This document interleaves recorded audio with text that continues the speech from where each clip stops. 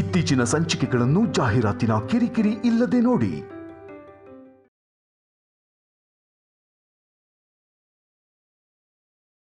ದುಡ್ಡಿಂದೇನಿದೆ ಮೀನಾಕ್ಷಮ್ಮ, ಎಷ್ಟು ಬೇಕಂದ್ರೂ ಅಷ್ಟು ಕೊಡ್ಬೋದು. ನಮಗ್ ಬೇಕಾಗಿರೋದು ಕಲ್ಯಾಣಿ ಸಂತೋಷವಾಗಿರೋದು.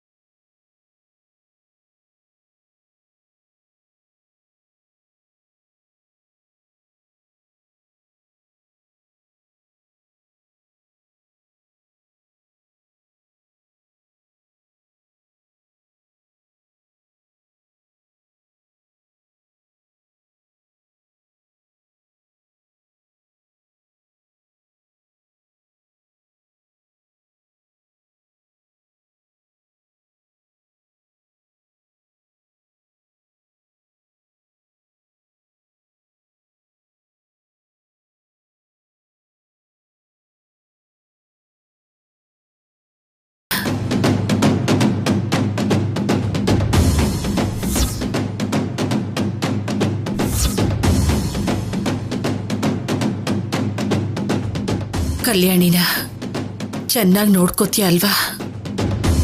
ನೋಡ್ಕೋತೀನತ್ತೆ.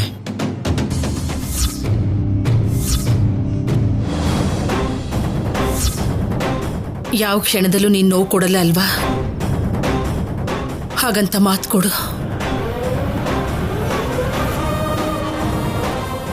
ಅಜ್ಜಿ, ಇವನ್ ಬಗ್ಗೆ ನಿಜ ಗೊತ್ತಾದ್ರೆ ಇವನ್ನ ಸಾಯಿಸ್ಬಿಡ್ತೀಯ. ಅಮ್ಮ, ನಿನ್ನ ಹತ್ರ ಎಷ್ಟು ವಿಷಯಗಳನ್ನ ಹೇಳ್ದೆ ಮುಚ್ಚಿಟ್ಬಿಟ್ಟಿದ್ದೀನಿ, ನನ್ನ ಕ್ಷಮಿಸು. ಮಾತ್ ಕೊಡು. ಏನು ಸಿದ್ದು, ಕೋಟಿ ಕೊಡೋ ಬೀಗ್ರು ಕೈ ಚಾಚಿ ಮಾತ್ ಕೊಡು ಅಂತಿದ್ರೆ ಕಲ್ಲಿನ ಗೊಂಬೆ ತರ ನಿಂತಿದ್ಯಲ್ಲ, ಕೊಡು.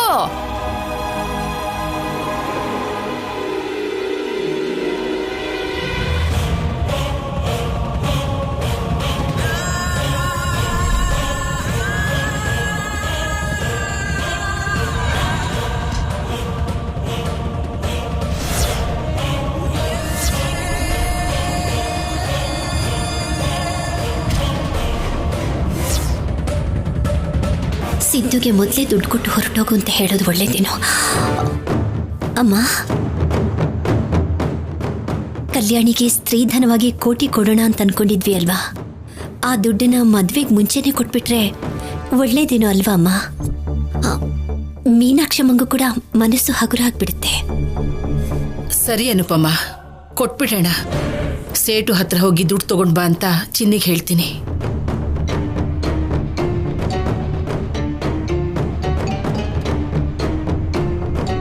ಬಾ ಅನುಪಮ್ಮ, ಬನ್ನಿ. ನಡಿ. ಮೀನಾಕ್ಷಮ್ಮನ ಕೈಗೆ ದುಡ್ಡು ಹೋಗದೆ ಇರೋ ಹಾಗೆ ಏನಾದರೂ ಒಂದು ಮಾಡಬೇಕು. ಆದರೆ ಏನು ಮಾಡೋದು?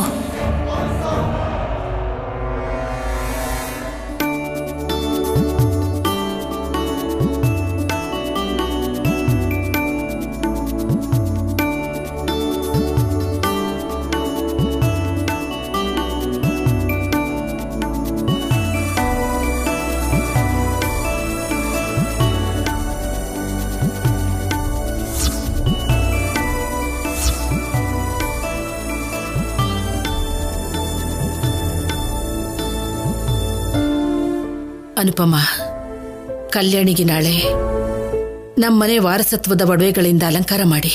ಹಾಗೆ ಆಗ್ಲಮ್ಮ. ಅಂದ್ರೆ ಈ ಒಡವೆಗಳೆಲ್ಲ ನನ್ ಸೊಸೆಗೇನಾ, ಇಲ್ಲ ಅಂದ್ರೆ ವರದಕ್ಷಿಣೆ ಅಂತ ಜಮಾ ಮಾಡ್ತೀರಾ? ನನ್ನ ಮೊಮ್ಮಗಳಿಗೆ ತವರು ಮನೆ ಕಡೆಯಿಂದ ಕೊಡೋ ವಾರಸತ್ವದ ಒಡವೆಗಳನ್ನ ವರದಕ್ಷಿಣೆ ಅಂತ ಜಮಾ ಮಾಡೋದಿಲ್ಲ. ನೀನ್ ಚಿಂತೆ ಮಾಡ್ಬೇಡ. ನಿಮ್ ದೊಡ್ಡತನದ ಬಗ್ಗೆ, ಒಳ್ಳೆತನದ ಬಗ್ಗೆ ನನಗ್ ಗೊತ್ತಿಲ್ವೇನೋ?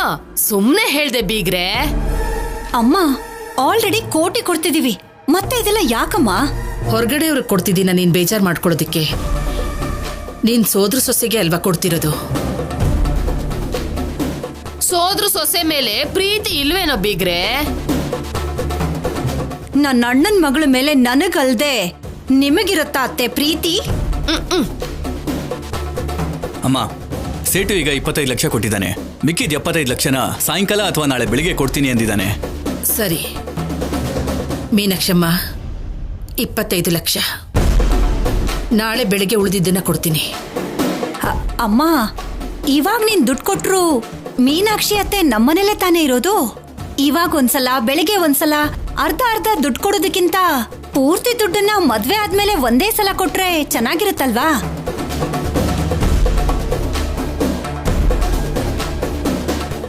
ಇವ್ ಮುಖ ಮುಚ್ಚ ಪ್ರತಿ ಸಾರಿ ಇವಳೇ ದುಡ್ಡು ಕೊಡೋ ತರ ಬೇಜಾರ್ ಮಾಡ್ಕೋತಾ ಇರ್ತಾಳೆ. ಅಷ್ಟೇ ಅಲ್ಲ, ಮದ್ವೆಗ್ ಮುಂಚೆ ಕೋಟಿ ಕೊಟ್ರೇನೆ ತಾಳಿ ಕಟ್ಟಿಸ್ತೀನಿ ಅನ್ನೋ ಥರ ಅಲ್ಲಮ್ಮ ಅತ್ತೆ. ಅಷ್ಟು ಮಾತ್ರ ನಿನ್ಮೇಲೆ ನಂಬಿಕೆ ಇದೆ ಅವರಿಗೆ, ಹೌದಲ್ವಾ ಅತ್ತೆ? ಆ ಅಷ್ಟೇ. ಬೀಗ್ರ ಮೇಲೆ ನನಗ್ ನಂಬಿಕೆ ಇಲ್ವೇನೋ? ಪೂರ್ತಿ ಒಟ್ಟಿಗೆ ಕೊಡಿ ಬೀಗ್ರೆ.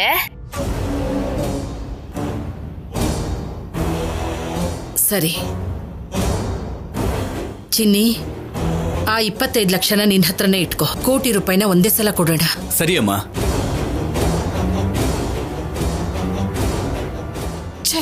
25 ಲಕ್ಷ ಮೊದ್ಲೇ ಕೊಟ್ಟಿದ್ರೆ ಲೆಕ್ಕ ಮಾಡಿ ಇಟ್ಕೊಳ್ತಾ ಇದ್ದೆ ಅಲ್ವಾ?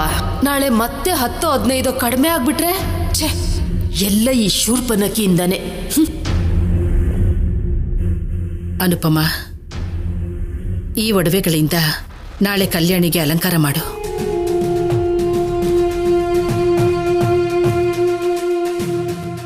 ಅಷ್ಟು ಈಸಿಯಾಗಿ ನಮ್ಮನೆ ದುಡ್ಡನ್ನ ನಿಮ್ಮನೆಗೆ ಹೋಗೋದಕ್ಕೆ ಹೇಗ್ ಬಿಟ್ಬಿಡ್ತೀನಿ ಮೀನಾಕ್ಷಮ್ಮ?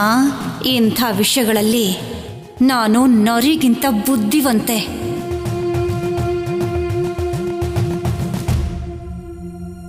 ಎಲ್ಲಾನು ಹಾಳು ಮಾಡ್ಬಿಟ್ಲು. ಛೇ,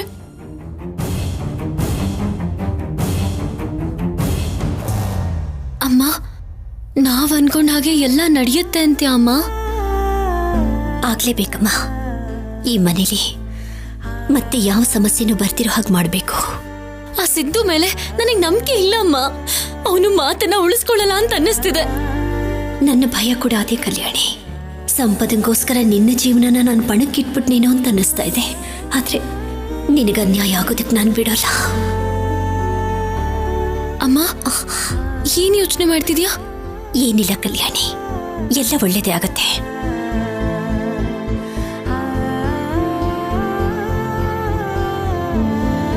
ಬಾ.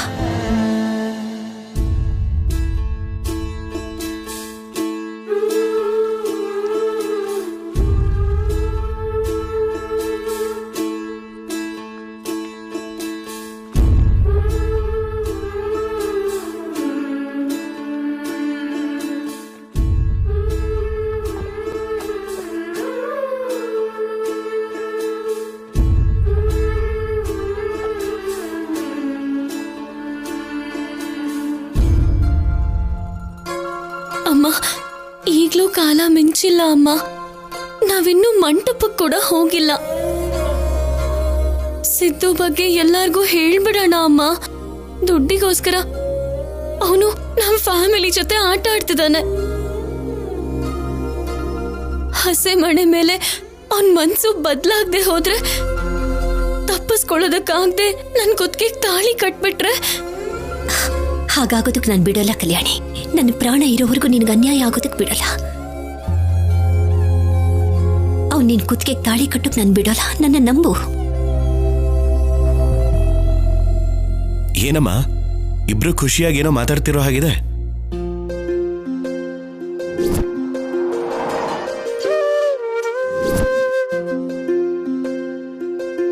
Wow Kalyani, you are looking very gorgeous.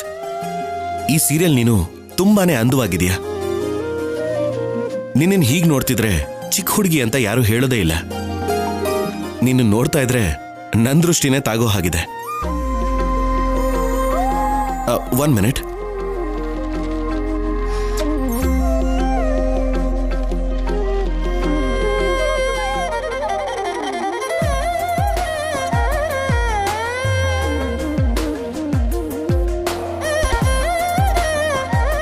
Perfect. ಗಾಜಿನ ಗೊಂಬೆ ಥರ ಇದೆಯಾ? Thank you officer. Shaurya, Sampada ready ಆದ್ಲಾ?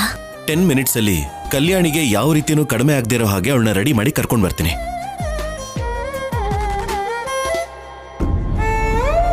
ನೋಡಿದ್ಯಾ ಶೌರ್ಯ ಎಷ್ಟು ಒಳ್ಳೆಯವನು ಅಂತ.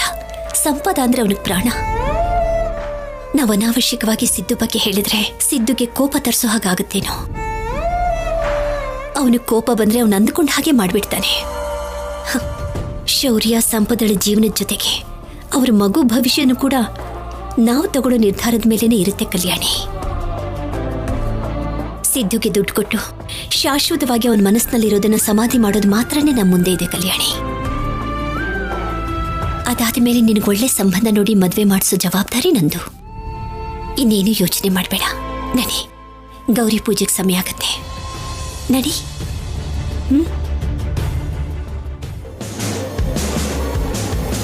ಒಟ್ನಲ್ಲಿ ಅನ್ಕೊಂಡಿದ್ದನ್ನ ಸಾಧಿಸ್ತಿದ್ಯಾ ಸಿದ್ದು? ಅದೇ ಪ್ರೀತಿಸಿರೋ ಕಲ್ಯಾಣಿನ ಮದ್ವೆ ಆಗ್ತಿದ್ಯಲ್ಲ, ಅದನ್ನೇ ಹೇಳ್ತಾ ಇದ್ದೀನಿ. ಅಷ್ಟಕ್ಕೂ ಅಜ್ಜಿ ಲವ್ ಮ್ಯಾರೇಜ್ಗೆ ಒಪ್ಕೊಂಡ್ರು ಅಂತ ಕೇಳಿ ಶಾಕ್ ಆಯ್ತು. ಯೋ ಸೋ ಲಕ್ಕಿ.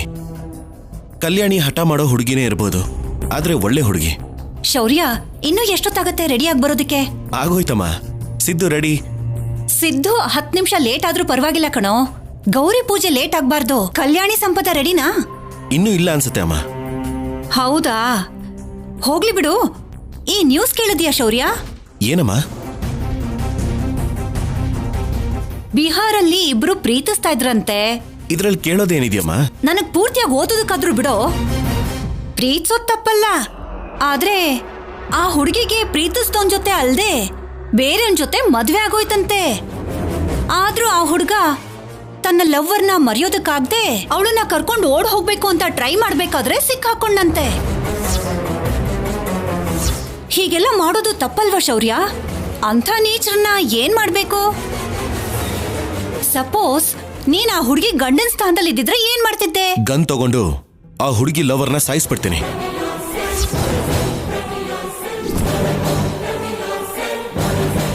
ಮದ್ವೆಗೂ ಮುಂಚೆ ಇಬ್ರು ಪ್ರೀತಿಸಿರ್ಬೋದು, ಆದ್ರೆ ಆ ಹುಡುಗಿಗೆ ಮದ್ವೆ ಆದ್ಮೇಲೂ ಕೂಡ ಆ ಹುಡುಗಿ ಹಿಂದೆ ಬಿದ್ದು ಮದ್ವೆ ಅನ್ನೋ ಸಂಬಂಧನ ಮುರಿಬೇಕು ಅನ್ಕೊಳ್ಳೋನ್ನ ಎನ್ಕೌಂಟರ್ ಮಾಡಿ ಸಾಯಿಸಿದ್ರು ಕೂಡ ತಪ್ಪಲ್ಲ. ಕನ್ಫರ್ಮ್ ಆಗಿ ಅವನ್ನ ಸಾಯಿಸ್ತೀನಿ ಅಂತ್ಯ, ಅಷ್ಟೇ ಅಲ್ವಾ? ಒಂದ್ ನಿಮಿಷ ಅಮ್ಮ.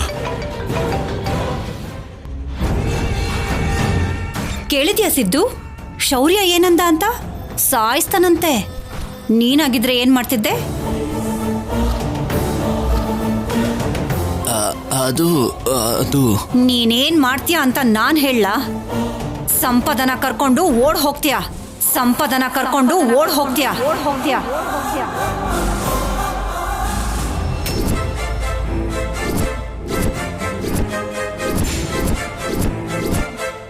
ನಾನ್ ಹೇಳಿದ್ದು ಬಿಹಾರಲ್ಲಿ ನಡೆದಿರೋಂತ ಕತೆ ಅಲ್ಲ.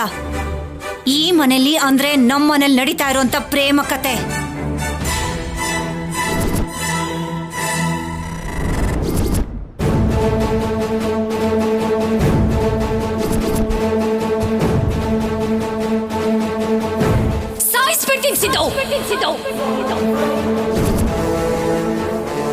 ಪ್ರಿಯತಮ ಸಿದ್ದು, ಪ್ರಿಯತಮೆ ಸಂಪದ. ಅದಕ್ಕೆ ನೀವ್ ಏನ್ ಹೇಳ್ತಿದ್ರೋ ಅರ್ಥನೇ ಆಗ್ತಿಲ್ಲ.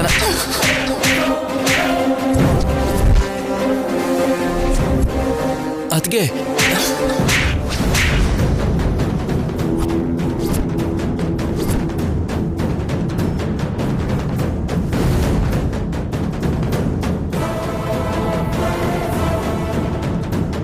ನಾಟ್ ಕಾಡ್ಬೇಡ, ಸಾಯಿಸ್ಬಿಡ್ತೀನಿ. ಇಷ್ಟು ದಿನಗಳಿಂದ ನೀನು ಸಂಪದ ಸೇರಿ ಆಡ್ತಾ ಇರೋ ನಾಟಕದ ಬಗ್ಗೆ ಅನುಪಮ ಹತ್ರ ನೀನ್ ಹೇಳಿದ್ದನ್ನ ನಾನು ಪೂರ್ತಿ ಕೇಳಿಸ್ಕೊಂಡೆ ಕಣೋ.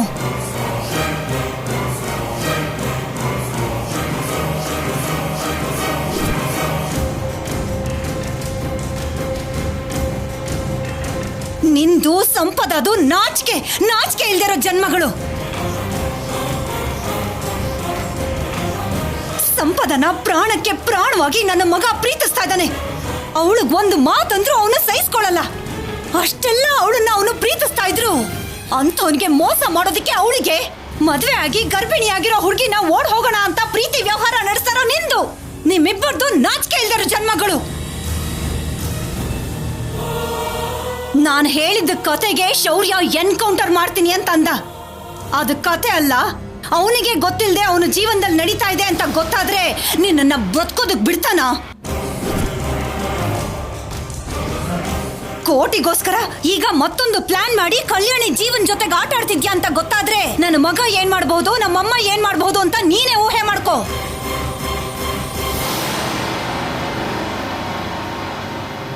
ನನ್ನ ಕ್ಷಮಿಸಿ ಅದಕ್ಕೆ, ನಾನು ಮಾಡಿದ ತಪ್ಪೆ. ಇನ್ಮೇಲೆ ಸಂಪದ ತಂಟೆಗೆ ಹೋಗಲ್ಲ, ನನ್ನ ನಂಬಿ. ಎದ್ದೇಳೋ ಮೇಲೆ. ನಿನಗ್ ಬದುಕೋದಕ್ಕೆ ಒಂದು ಚಾನ್ಸ್ ಕೊಡ್ತಿದ್ದೀನಿ. ಅದೇನು ಅಂದ್ರೆ ಈ ಮದ್ವೆ ನಡಿಬಾರ್ದು. ಹಸೆ ಮನೆವರೆಗೂ ಹೋದ ಮದ್ವೆ ನಿಂತು ಹೋಗ್ಬೇಕು. ಮತ್ತೆ ನೀನು ನಮ್ಮನೆಗಾಗ್ಲಿ ಸಂಪದ ಶೌರ್ಯ ಮಧ್ಯೆ ಆಗ್ಲಿ ಬರ್ಬಾರ್ದು. ಈ ಊರನ್ನೇ ಬಿಟ್ಟು ಹೊರಟೋಗ್ಬೇಕು. ಬೇಕು ಅಂದ್ರೆ ಆ ವರದಕ್ಷಿಣೆ ದುಡ್ಡನ್ನ ನಾನ್ ತಂದು ಕೊಡ್ತೀನಿ. ತಗೊಂಡ್ ಓಡ್ ಹೋಗು.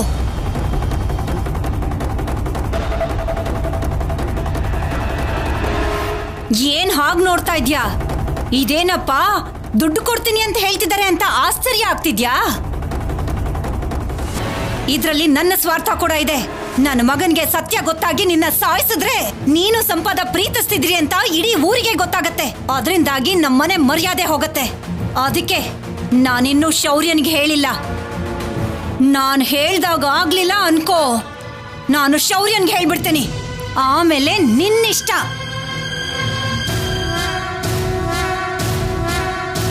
ನೀವು ಹೇಳ್ದಾಗೆ ಮಾಡ್ತೀನಿ. ಅದಕ್ಕೆ ನನ್ನ ನಂಬಿ. ಏನಮ್ಮ, ನೀನು ಹೇಳ್ದ ಹಾಗೆ ಮಾಡ್ತೀನಿ ಅಂತಿದ್ದಾನೆ? ನೀನು ಸಿದ್ದುಗೇನಾದರೂ ವಾರ್ನಿಂಗ್ ಕೊಟ್ಟಿಯಾ? ಹೌದು ಶೌರ್ಯ, ತುಂಬಾ ಸ್ಟ್ರಾಂಗ್ ಆಗಿ ವಾರ್ನಿಂಗ್ ಕೊಟ್ಟೆ. ಕಲ್ಯಾಣಿನ ಚೆನ್ನಾಗಿ ನೋಡ್ಕೋ. ಕಲ್ಯಾಣಿಗೆ ನೋವಾದ್ರೆ ನಮ್ಮಮ್ಮ ತಡ್ಕೊಳಲ್ಲ. ಶೌರ್ಯನ್ಗೆ ಹೇಳಿ ಶೂಟ್ ಮಾಡಿಸ್ಬಿಡ್ತಾಳೆ ಅಂತ ಹೇಳ್ದೆ. ಸಿದ್ದು ಒಳ್ಳೆಯವನಮ್ಮ, ಕಲ್ಯಾಣಿನ ಚೆನ್ನಾಗೇ ನೋಡ್ಕೋತಾನೆ. ಚೆನ್ನಾಗಿ ನೋಡ್ಕೊ ಅಂತಾನೆ ಹೇಳ್ತಿದ್ದೆ. ನಡಿ, ಪೂಜೆ ಹತ್ರ ಹೋಗೋಣ. ಸರಿ ಅಮ್ಮ.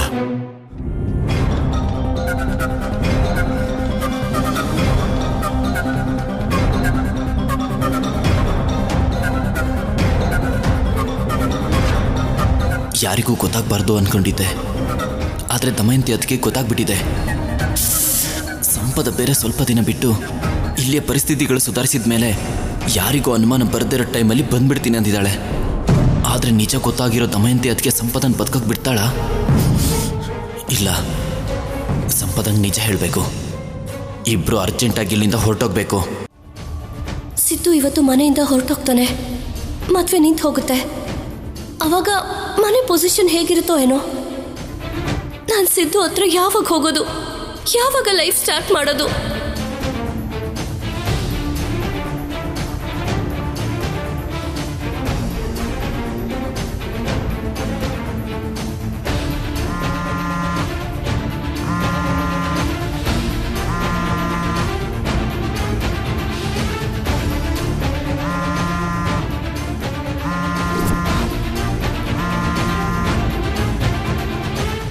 ಸಂಪದ ಎಲ್ಲಿದ್ದಾಳೆ? ಕಾಲ್ ರಿಸೀವ್ ಮಾಡ್ತಿಲ್ಲ. ಇವಾಗ ಹೇಗೆ ಅವಳಿಗೆ ದಮಯಂತಿ ಅದಕ್ಕೆ ನಮ್ಮ ಬಗ್ಗೆ ಎಲ್ಲ ಗೊತ್ತಾಗಿದೆ ಅಂತ ಹೇಳೋದು? ಡೈರೆಕ್ಟಾಗಿ ಹೋದರೆ ಅಯ್ಯೋ ಬೇಡ, ಏನಾದರೂ ಹೆಚ್ಚು ಕಮ್ಮಿ ಆಗ್ಬೋದು. ಏನೋ ಸಿದ್ದು, ಏನೋ ಗಾಬರಿ ಆಗಿದ್ಯಾ? ಏನ್ ಕತೆ? ಅಮ್ಮ, ಅದು ದುಡ್ಡಿನ ಬಗ್ಗೆ. ವರದಕ್ಷಿಣೆ ಬಗ್ಗೆ ಚಿಂತೆನಾ? ನಾನಿರ್ಬೇಕಾದ್ರೆ ನೀನ್ ಯಾಕೋ ಚಿಂತೆ ಮಾಡ್ತೀಯಾ? ₹1 ಬಿಡ್ತೀನಾ? ಕೋಟಿ ರೂಪಾಯಿ ನಮ್ ಕೈಗೆ ಬಂದ್ರೇನೆ ಸೊಸೆ ನಮ್ಮನೆ ಕಾಲಿಡೋದು. 3 ಗಂಟೆ ಹಾಕದ್ಮೇಲೆ ದುಡ್ಡು ಕೊಡದೆ ಹೋದ್ರೆ ಅದೇ ಮಂಟಪದಲ್ಲಿ ನಿನ್ ಕೈಯಿಂದ 3 ಗಂಟು ಬಿಚ್ಚೋದಿಲ್ವಾ?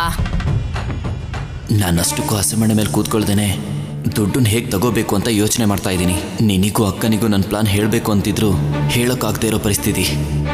ನಿನ್ನ ಗೊಂಬೆಯಾಗಿ ಉಪಯೋಗಿಸ್ತಿದ್ದೀನಮ್ಮ, ಸಾರಿ. ಏನೋ ಮನ್ಸಲ್ಲಿ ಏನೋ ಮಾತಾಡ್ಕೊಳ್ತಾ ಇದ್ಯಾ? ಅದೇನಿಲ್ಲಮ್ಮ, ನೀನಿರ್ಬೇಕಾದ್ರೆ ನನಗೆ ಟೆನ್ಷನ್ ಯಾಕಮ್ಮ? ಟೆನ್ಷನ್ ಏನಿಲ್ಲ. ಏನೋ ಇಷ್ಟು ಚಿಕ್ಕ ವಿಷಯಕ್ಕೆ ಇಷ್ಟೊಂದು ಟೆನ್ಷನ್ ಮಾಡ್ಕೋತಿದ್ಯಾ? ಮೀನಾಕ್ಷಮ್ಮನ್ ಮಗ ಅಂದ್ರೆ ಹೇಗಿರ್ಬೇಕು? ಹುಚ್ಚು ಹುಡ್ಗ. ನೀನೇನು ಯೋಚನೆ ಮಾಡ್ಬೇಡ, ಆ ದುಡ್ಡನ್ನ ನಾನ್ ವಸೂಲಿ ಮಾಡ್ತೀನಿ. ಇನ್ ಲೇಟ್ ಮಾಡಬಾರ್ದು. ಅನುಪಮಮ್ಮಂಗೆ ತಕ್ಷಣ ದುಡ್ಡು ಕೊಡು ಅನ್ಬೇಕು.